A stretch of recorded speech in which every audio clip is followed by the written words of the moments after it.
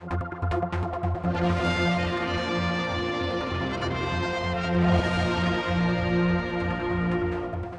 do you rate this one?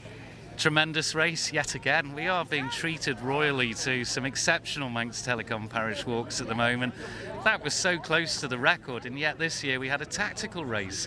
You know, Michael George has just been saying there how he had to rein himself in, didn't want to burn out like he did last year. He went off like an exocet last year, and it's all very well having all these records to every church on the way, all the parish churches, but not ending up as the winner here, and that was the priority this year.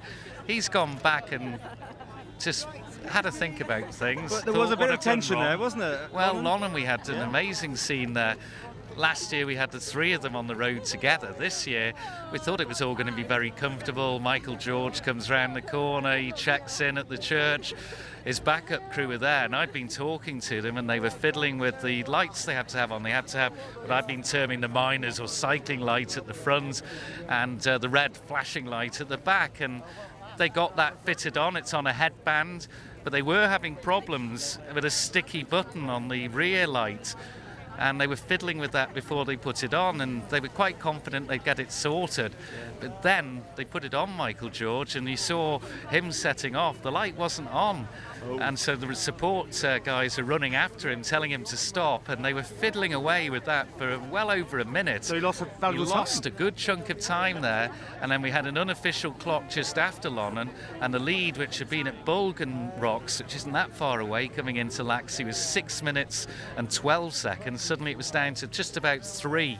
So we thought we had a real race on, but I think that gave him the shot of adrenaline, as we've just said there in the interviews, to get the job finished. He needs to win this though, didn't he? He had to. He's described it there as a monkey off his back now. And it is. He's been the most outstanding race walker on the island. 85 miles for Michael George is a huge distance. He's not a long distance race walker of this magnitude. 85 miles.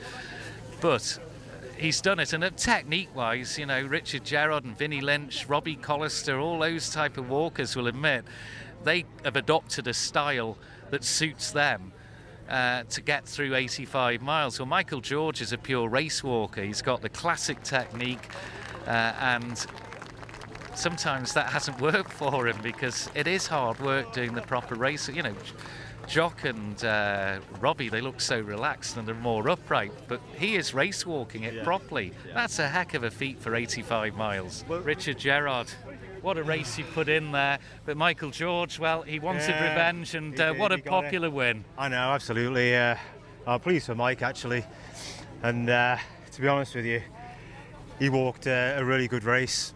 He knew when to go, and he had the pace he learned from last year, and I thought I was catching him for a bit. I think I got to about 3 minutes, but he just pulled away again. So I'm sorry about the time checks I had to give you. I did ask you whether you wanted to know. I know. You said yes, and you asked the second time. Yeah. And there was a tut first time and a sigh the second time from you when I gave the gaps out.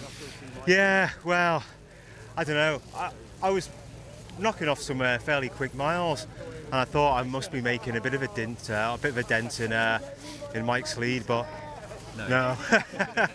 But you caught him towards Lonham, and suddenly we had the extraordinary sight last year of the three of you on all of the headlamps coming round.